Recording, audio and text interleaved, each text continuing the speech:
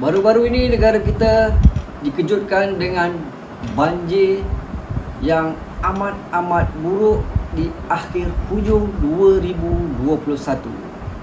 Jadi ikuti pengalaman yang saya lalui tunggu selepas ini. ظهر الفساد في البر والبحر بما كسبت أيدي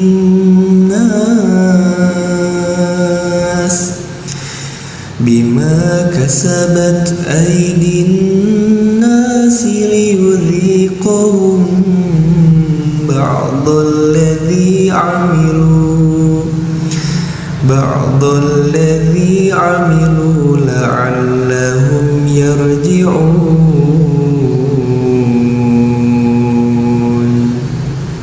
Telah tampak kerusakan di darat dan di laut disebabkan perbuatan tangan manusia. Allah menghendaki agar mereka merasakan sebagian dari akibat perbuatan mereka, agar mereka kembali ke jalan yang benar. Okey, bencana alam ini bukan kebetulan. Tidak ada yang kebetulan. Dalam kes bencana alam, Allah jadikan sampai ribu-ribu mati, ribu-ribu hangus, ribu-ribu tenggelam dalam bumi, sama ada namanya gempa bumi, sama ada namanya tsunami, sama ada ribut taupan dan sebagainya, banjir-banjir besar. Nah, semuanya ini bersyarat. Syaratnya mestilah berlaku maksiat secara luas. Kalau maksiat tidak meluas, tidak Tuhan jadikan bencana. Itu semua itu sahih dalam hadis. Bencana besar mesti syaratnya di dua syarat. Pertama, maksiat itu sudah luas, sudah meratai. Syarat kedua, orang-orang beriman diam, tidak mencegah. Kalau orang beriman yang mencegah ramai-ramai, tidak turun balik. Dia mesti berlaku secara ramai, sebagian besar rakyat buat maksiat, dan syarat kedua, kita tidak tegur. Faham lagi? Barulah jadi bencana alam. Kalau bor dua orang buat maksiat belah rumah kita, tak turun bencana alam. Bor hujung kampung tu ada seorang, belakang bulan ada seorang, tak turun. Dia kena banyak dulu. Dalam hadis kata iza zaharatil munkar, bila telah terang-terangan munkar. Nampak? Itu syarat, mesti terang-terangan. Syarat yang kedua, wahum qadiruna ala ayyumkiru falam yumkiru. Mereka orang yang baik-baik mampu untuk mencegah tapi tidak mencegah. Iza fa'alu zalika azaballahu 'amah wal khassah. Bila dah sudah kita yang baik-baik tidak cegah, sedangkan kemaksiatan sudah ada seluruh negara, faham lagi? Maka apa ni? Azaballah amah wal khasah. Allah akan membinasakan, yakni menjadikan bencana macam tsunami, menyebabkan amah dan khasah. Orang khasah memang kena dah, orang pelaku maksiat. Amah orang awam kena juga. Tok Imam, Tok Bilal mati juga. Faham tak gitu? Jadi bukan kebetulan. Dan kok mana mari pula sebab dah tadi khabar dah. Iza zaharatil fasad fi riwayatil iza zaharatil munkar. Bila telah zahir munkar. Nampak? Apa makna munkar? Ma haruma bi ijma'in. Perkara yang haram dengan ijma'. Faham? Batulah sebab tangan manusia, sebab dosa manusia. Nah, tangan kita. Daripada mana? Daripada sebab jahat kita sendiri. Allah kata kau ni, wa ma asabaka min sayyi'atin fa min nafsi. Apa yang menimpa kamu yang tak molek, termasuk tsunami, mati ramai lagu ni. Nah, semua ni min nafsi. Maka sebenarnya min nafsi, min sababiyah kalau ngaji tafsir. Faham? Sebab tangan kamu, sebab dosa tangan kamu. Faham lagi? Orang yang tak ngaji agama kebetulan. Faham? Kebetulan Indonesia duduk bawah jalur gunung berapi. Berlakulah. Jadi tak ada kuasa Allah di situ. Faham? Jadi hati-hati. seramai 62,999 orang daripada 14,023 buah keluarga daripada 8 buah negeri: Perak, Kuala Lumpur, Selangor, Negeri Sembilan, Melaka, Kelantan, Terengganu dan Pahang menjadi mangsa bencana banjir pada akhir tahun 2021 ini. Itu adalah artikel yang saya dapat dari Utusan Malaysia pada tarikh hari ini 21 hari bulan 12 2021. Jadi tadi adalah sedikit info yang telah saya sampaikan. Saya petik daripada artikel Utusan Malaysia. Di hari ini saya nak cerita sedikitlah pengalaman yang seperti mangsa banjir ini turut terjadi pada diri saya pada 19 hari bulan yang lalu. Kalau ikut tarikh sekarang jatuh pada 2 hari yang lepas. Kita cerita ringkas, cerita pendek yang saya nak sampaikan pada korang. Ini cerita pengalaman saya sendiri, pasal benar lah. Pada hari tersebut, ketika saya sedang melakukan kerja-kerja harian seperti biasa, saya buat rutin lah. Waktu jam 5 petang, saya telah mendapat satu WhatsApp mesej ringkas oleh pihak Sun. Kami diwajibkan untuk memberhentikan production pada ketika itu. Jadi setelah saya dapat mesej tersebut, saya terus pergi ke lobby. So staff-staff ni dah terbaca mesej yang disampaikan oleh pihak Sun. Kami semua pergi ke hadapan lobby melihat apa sebenarnya yang berlaku. Sesampainya di hadapan lobby, terlihat banjir ketika itu telah hampiri tahap itu. Korang bayangkan ya, patutnya kalaulah banjir dah sampai, kenapa tak dimaklumkan terlebih awal lagi? Kenapa nak tunggu paras lutut? Itu yang saya agak-agak muskil ketika itu. Jadi kami semua, ada yang panik, ada yang tergamam, ada yang ambil video, macam-macam lagi lah. Bila air dah paras lutut, keadaan jadi kelang kabut. Ada yang parking di kawasan perkarangan industri, ambil kunci, bawa masuk dalam kilang. Kelang kabut jadi ketika itu. Dan saya sempatlah juga menghabiskan kerja-kerja saya sebelum saya meninggalkan tanggungjawab saya. Ketika itu dah ada yang balik pun tak boleh balik terus. Kita orang semua stuck di guard house. Kalau ada yang dapat balik, ada yang dijemput. Yang mana ejen lah, yang mana keluarganya yang datang jemput, keluarga datang jemput lah. Tapi dia orang punya kereta tak sampai pun di hadapan industri kita orang. Dia orang parking jauh, sanggup jalan kaki untuk mengambil, kalau bapak tu ambil anak dia lah, pada isteri tu ambil suami dia lah. Kalau yang pekerja kontrak ni, ejen dia datang ambil dia punya pekerja-pekerja dia lah. Tapi tak semua pun yang boleh dapat melepasi industri ni lah. Saya tak nak sebut nama industri ni. Sampainya pukul 7.30, kira lepas maghrib, bekalan elektrik telah blackout. Cuaca dah, masa tu dah gelap dah. Bila cuaca dah gelap, hujan masih lagi itu. Kejap hujan, dalam 10 minit, setengah jam, dia berhenti. Lepas tu hujan balik. Jadi kita orang tak boleh ke mana-mana lah. Yang sempat balik tu pun tak ramai, lebih kurang dalam, saya anggarkan saya tak boleh bagi angka tepat, dalam 10 ke 15 orang je yang dapat lepas. Yang lain semua datang dengan kenderaan sendiri. Semuanya terkandas di perkarangan industri tersebut, sehingga yang sampai keesokan harinya ada yang mengambil keputusan untuk keluar daripada itu. Tapi yang keluar tengah malam hanya saya seorang. Bayangkanlah, bila dah air paras lutut, kereta nak lalu macam mana? Kita orang ni hanya mampu melihat saja. Dan yang ambil gambar tu ambil gambar je lah, yang ambil video tu pun ambil video je lah.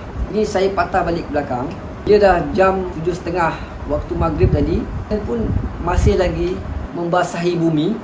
Saya mengambil aktif sendiri, membuat keputusan cepat seluar, pergi ke jalan besar. Saya meranduk untuk mengetahui kedalaman air paras mana yang saya anggarkan untuk saya melepaskan sebuah kenderaan yang saya bawa hari itu. Saya bawa kereta hari itu. Jadi bila saya dah meranduk tadi, sampai ke hujung persimpangan Dekoh sebelah kanan. Ini okey. Ini saya gambarkan di sekarang yang saya ada di industri tersebut. Saya keluar, ambil sebelah kanan, sebelah kiri tak boleh masuk. Kalau sebelah kiri saya masuk, kalau saya fikir saya masuk bawa kenderaan, memang mati terus saya punya transport. Sebab apa? Air dah paras dada. Bayangkan air paras dada macam mana. Kalau kereta tu tenggelam cermin windscreen tu, boleh dikatakan paruh daripada windscreen tu separuh. So memang tak boleh jalan. Bayangkan macam mana kita orang nak melepasi tu. Jadi saya ambil sebelah kiri, saya meranduk. Meranduk tu saya menjejaki tanah yang tinggi dan tanah yang rendah. Kalau tanah tinggi, so saya boleh lalu. Tanah itu rendah, saya tak boleh masuk. Saya tak boleh lalu di kawasan tu, sebab akan menenggelamkan saya punya transport. Jadi bila hujan yang renyai-renyai tadi, tanpa payung, tanpa apa-apa preparation pun, payung yang saya ada dalam kereta pun tak boleh pakai, rosak. Boleh katakan keesokan harinya saya demam lah, sebabkan terdedah pada hujan pada hari itu. Jadi saya meranduk, saya jumpa jejak yang saya nak lalu tu, saya patah balik. Bila saya patah balik, saya berfikir di kereta saya 5-6 kali untuk melepasi tersebut. Ada saya fikir, boleh ke tidak saya melepasi tersebut. Fikir. Sambil-sambil tu adalah member-member datang kan. Member-member yang ada di perkarangan itulah. Masing-masing tak boleh nak buat apa. Ada yang fikir macam ni tak boleh jadi ni, masuk dalam lah kan. Api pun tak ada, nak buat apa. Bergantung pada torchlight yang dia orang bawa lah. Ada yang gunakan handphone punya torchlight, ada yang tak ada langsung. Kalau elektrik tak ada. Kalau phone bateri tu weak, habis terus. Kalau ada orang yang bawa power bank, itu bergantung berapa kapasiti power yang dia ada ketika itu. Memang tanpa makan, malam tak ada makan, okey kan? Patutnya kita akan pulang 4:45 petang. Jadi kami dapat mesej tadi lebih kurang 5 petang, terus stop merta-merta. Jadi saya fikirlah 5-6 kali saya fikir untuk melepasi jalan air yang begitu tahap tinggi, sehingga waktu jam 11 lebih. Bila dah 11 lebih, hujan masih lagi membasahi bumi, tapi tak begitu kuat. Dia macam rebas, orang bagi rebas macam tu. Saya patah balik ke kereta, start kereta, panas enjin tu 3 kali saya panas enjin. Belum saya nak rempuh banjir, saya kena panas enjin lebih kurang dalam 3 kali. Supaya kalau saya start enjin panas untuk 1 kali, saya rasa itu dia punya power takkan dapat kapasiti power yang mencukupi. Sebab dengan hujan, air parasnya agak tinggi, air sungai ke air apa yang datang memang sejuk. Saya rasa kalau 1 kali saya panas enjin, memang mati saya punya kereta di kawasan banjir itulah. Jadi selepas 3 kali saya panas enjin, saya datang tak tahu macam mana saya boleh dapat. Tiba-tiba dalam saya punya otak, gambar dia menggambarkan banjir, air yang menaik yang tinggi. Itu tiba-tiba benda tu datang dalam kepala otak saya sendiri. Tiba-tiba tu datang, fikir, ini kalau naik lagi, air yang paras lebih tinggi lagi, confirm langsung tak boleh keluar. Jadi selepas 3 kali saya panas enjin, saya memberanikan diri untuk pergi ke hadapan, di mana bumper dia, orang kata nak melepasi perkarangan banjir tu, ada bumper. Saya berhenti di bumper tadi, melihat sebuah lori lalu, lori 10 kaki punya lalu, kocak air tu, kekuatan air dia memang kuat. Terasa dia punya kocakan, memang amat deras. Bayangkan di sebelahnya tu kampung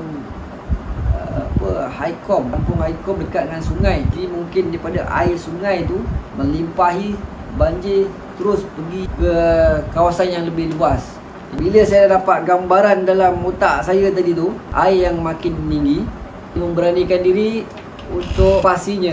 Jadi ramai-ramai ni tadi dia yang ada di perkarangan tadi tu adalah kawan-kawan saya, seangkatan dengan saya. Dia orang sembang-sembang tepi kereta saya. Saya dengar apa yang dia orang sembang kan. Ada yang dia punya isteri, dia orang telefon risau dengan suami dia kan. Tapi saya tak hiraukan lah, sebab saya dah dapat satu gambaran tadi. Saya terus start kereta pergi ke Bonggol dan melihat lori yang lalu tadi, air yang parasnya melebihi tayar. Lepas lori lalu, lebih kurang 5 minit baru saya meranduk dengan kereta yang saya bawa pada hari itu. Fikir nekat, kalau saya tunggu lagi, air tu makin tinggi. Seperti apa yang dapat digambarkan dalam otak saya. Saya cuba ikut jejak yang saya cerita tahu kejap tadi kan. Saya follow jejak itu. Bila saya follow jejak tu, hampir-hampir mati saya punya kenderaan di pertengahan banjir tersebut. Untuk melepasinya, kita perlukan orang kata skill tu. Fikir ya, kalau kita lepaskan minyak, air secara dengan tekanan yang agak tinggi terus masuk ke lubang exhaust dan menyebabkan air itu masuk ke enjin terus. Jadi kereta akan terus mati. Kita saya auto. Kalau manual, kita boleh main clutch lagi dengan minyak. Kita saya auto. Apa saya buat? Saya tekan minyak. Saya push minyak supaya tekanan minyak tadi mengeluarkan suara exhaust yang lebih deras lagi untuk menolak air sebelum dia masuk ke exhaust. Tekan push sehingga saya sampai penghujung air di kawasan daratan jalan raya tersebut.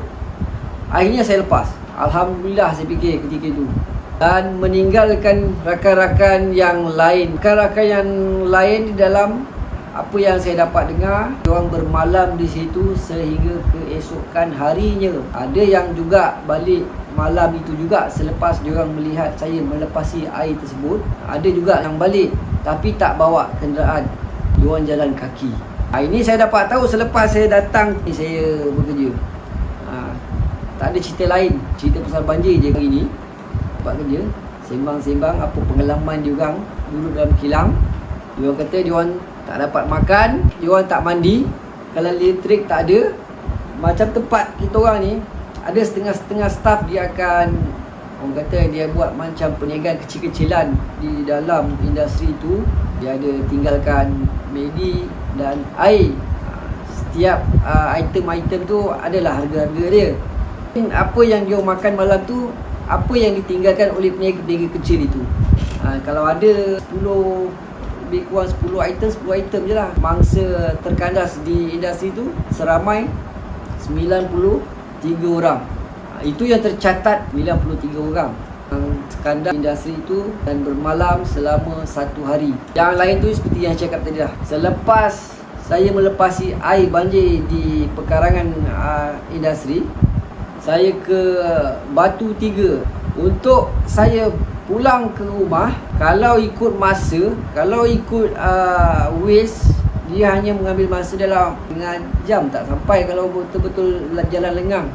Dalam 15 ke 20 minit itu kereta. Kalau motor mungkin cepat lagi sikit kalau bawa, bergantung pada individu yang bawa drive tu lah. Jadi saya dah lepas tadi, satu traffic light simpang 4 ke kiri untuk pergi ke McDonald, ke kanan untuk ke Jalan Batu Tiga Lama. So saya ada 2 cabang untuk balik rumah di situ. So saya ikut yang jalan yang pertama dulu, jalan sebelah kanan. Saya ikut jalan sebelah kanan sampai je ke Jalan Batu Tiga Lama. Ngam-ngam simpang 4, kat situ je dah stuck. Sebabkan situ kawasan banjir satu lagi. Stuck situ, saya patah balik. Saya patah balik pergi ke FNN Coca-Cola. Pun sama juga sebelum ke highway SAS, situ pun stuck juga. Yang boleh lalu situ pun di dalam 10 kaki. Tapi pada malam tu memang dah banyak kereta yang tersidai di kawasan itu. Saya boleh katakan ada yang tersidai disebabkan enjin dia mati. Ada yang sidai dia parking tanpa pilihan lain. So berhenti situ, tunggu sehingga air kering. Bermalamlah dia orang kat situ. Ada yang parking situ, naik transport lain dijemput oleh diorang punya sanak saudara ataupun pertalian ikatan suami isteri dan anak sebagainya lah, untuk mendapatkan bantuan dia pulang Jadi tinggal kita situ, telefon member, telefon isteri, suruh datang ambil untuk pick up dia. Kereta parking situ. Jadi pada malam tu, untuk melepasinya ke kiri saya tak boleh, ke kanan saya tak boleh. Saya pergi pula section 20 di mana boleh dikenali sebagai roundabout Panasonic. Di situ pun saya tak boleh lepas. Di situ juga terdapat satu lagi kawasan banjir yang amat dalam. Macam mana nak lepas malam tu? Sehinggalah saya mengambil keputusan patah balik ke 26 tadi, di mana tempat belakang dia industri. Saya lepak di satu kawasan kedai restoran mamak, tapi saya tak masuk kedai tersebut. Saya duduk je dalam kereta. Tak ada mood. Hujan pula ketika itu lebat. Yang tadinya saya kata renyai, kali ni dia lebat. Lebat selebat-lebatnya. Apa yang saya boleh buat dalam kereta? Saya tarik seat, saya parking, saya tidur. Bila saya bangun sedar-sedar, pukul 4 suku. Pukul 4 suku saya bangun tersedar. Uish, 4 suku ni. Rasanya jalan ni dah agak lengang sikit. Kalau mengikut dari tadi tu, panjang jam dia dah nak lepas. Jadi saya fikir macam tu. So tanpa melengah masa, saya start jalan. Saya pergi balik ke Jalan Batu Tiga Lama. Saya tengok sama juga keadaan je, tak berubah. Saya malas nak patah balik. Saya buat cross wrong road untuk melepasi jalan sebelah lagi. Saya fikir balik, yang tadinya saya di industri boleh lepas, kenapa yang ni tak boleh lepas? Saya fikir yang tu je. Bila saya terfikir yang tu, datang balik, semangat untuk balik. Daripada saya duduk di sini berjam-jam tak dapat apa, ini perut tengah lapar ni. Kali ni kan saya nekat, saya buat cross wrong road. Saya tibai jalan tu juga. Tapi kali ni saya ikut belah tepi je. Saya berhenti tengok, ada lori lagi yang lalu 10 kaki juga. Lepas, tengok dia punya tahap air ketinggian melepasi daripada tayar dia. Jadi sama dengan apa yang berlaku di industri saya. Sebelum saya keluar tu, kebetulan ada berada Food Panda ke GrabFood ke tak tahu, dia menjaga di kawasan tersebut lah. Ada yang nak bantuan minyak, dia orang akan bagi bantuan minyak kat situ. Sebab kereta yang di hadapan situ banyak yang terkandas, kehabisan minyak pun ada. Yang berhenti tidur pun ada. Dah tak boleh buat apa. Jadi saya ambil keputusan. Saya tanya brother tadi tu, bang, jalan ni boleh lalu tak? Dia kata, bang, boleh, tapi abang kena jalan tepi je. Kereta yang boleh lalu pun yang tinggi-tinggi, macam Hilux, Ranger, yang tinggi-tinggi. Kalau MPV ni saya tak nampak pun dia lalu kat situ. Fikir-fikir, dekat tadi kan, saya pun meranduk lah dengan kenderaan yang saya bawa tadi. Akhirnya lepas di kawasan tersebut, masuk terowong, ikut USJ, terus sampai One City, U-turn, terus pergi ke highway Elite. Akhirnya alhamdulillah saya selamat sampai di rumah lebih kurang 5 pagi. Bayangkan macam mana keadaan dia tu. Cukup sangat kata. Keesokan paginya, dapat berita daripada industri tempat saya bekerja ni, diorang masih lagi di situ. Tak mandi, tak makan. Pengalaman tu amat berharga lah buat saya.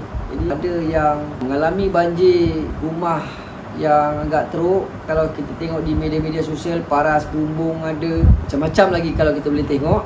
Kesian, amat-amat memilukan. Dan ada yang meminta pertolongan, duduk di atas bumbung, hari pun ada, minta bantuan tak sampai-sampai. Amat-amat sedih sekali. Mungkin ia terlalu ramai orang kan. Bot yang ada pun tak banyak. Kita bukan duduk di pantai timur sana yang ada banyak memiliki bot. Kita duduk di kawasan bandar kan. Mana nak cari bot? Kalau ada pun kaki-kaki pancing je. Itu pun ada yang sewa bot. Ini tak tahulah mana dia orang dapat bot. Mungkin ada yang pihak bomba punya bot pun ada lah. Ada yang pakai bot angin pun ada. Tak tahu mana dia orang dapat. Tapi alhamdulillah selamat juga dapat diselamatkan. Ada yang meninggal tu saya ucapkan takziah. Inilah yang kita tempuh pada tahun 2021 ini. Pelajaran yang kita dapat di sini, kita sebenarnya banyak benda yang kita telah lalai. Mungkin ini disebabkan salah satu peringatan daripada Tuhan untuk kita semua, supaya kita ni terlampau banyak lebih kepada dunia. Jadi kita kurang ke arah akhirat.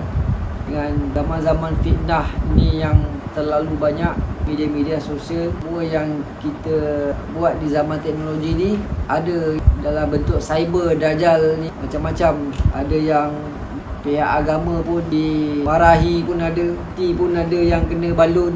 Korang bayangkan macam mana? Kat situ dah tak nampak dia punya respect lah. Saya beranggapan ini adalah bencana yang kita harus mengingatinya. Jadi ini adalah mungkin peringkat awal yang diberikan kepada Allah Subhanahu Wa Taala supaya kita lebih mengingatinya. Sekarang ni dah makin tua, dunia dah tua. Kita tak tahu saja bila-bila masa. Mungkin peringkat awal ni dia bagi tsunami. Selepas itu, dan ini yang terbaru ni, harap kita ambil iktibar dengan benda ni supaya lebih dekat dengannya. Persiapan untuk kita juga, mana kita takkan kekal lama di dunia ini. Satu hari kita akan dibangkitkan semula dan dipersoalkan di akhir zaman nanti. Itu saja yang saya boleh sharekan kepada korang setakat ini. Sebelum saya mengakhiri video ini, saya akan selitkan beberapa video yang telah berlaku banjir kebelakangan ini. Saya harap apa yang korang lihat adalah sebuah pengajaran. Ambillah daripada pengajaran itu sebagai iktibar untuk kita berubah di masa-masa hadapan. Jadi saya akhiri video ini dengan wabillahi taufiq wal hidayah. Wassalamualaikum warahmatullahi wabarakatuh. Dan kepada subscriber, terima kasih telah subscribe channel saya, support channel saya. Dan yang mana belum subscribe, tekan butang like, share dan komen. Jumpa lagi di video akan datang. Assalamualaikum. Bye-bye. Sekarang ni apa yang jadi adalah semalam kita trap dekat Sungai Lui, kita tak affected, tetapi kita dah jadi satu pulau semalam. Kita cut off dekat luar tu, dengan dunia luar tak ada elektrik dan tak ada line telefon. Jadi kita tak tahu apa jadi kat luar. Bila kita hari ni keluar 15 km kita keluar tu, teruk yang amat Sungai Lui. Mungkin orang nampak Shah Alam, orang nampak tempat-tempat lain, tapi Sungai Lui tak ada siapa update ni. Sebab jalan dia terputus terus. Tak, bukan cakap jalan terputus, line pun tak ada terus. Line tu okey. Jadi tim MC Plus akan buat passion project. Okay, kita akan assemble, kita akan coordinatekan betul-betul. Kita akan perlukan minum water, pampers dan sikit food. Dia orang habis. Jadi kita akan coordinatekan semua aset MC Plus yang ada. Okay, thank you.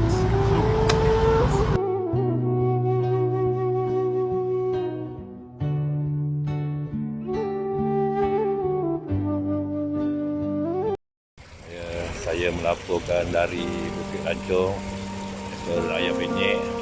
Sepanjang jalan tu dah macam sungai dah. Semua mangsa-mangsa ni. Kalau kawan-kawan ambil, sudah rangkat bolehlah bawa balik ke rumah.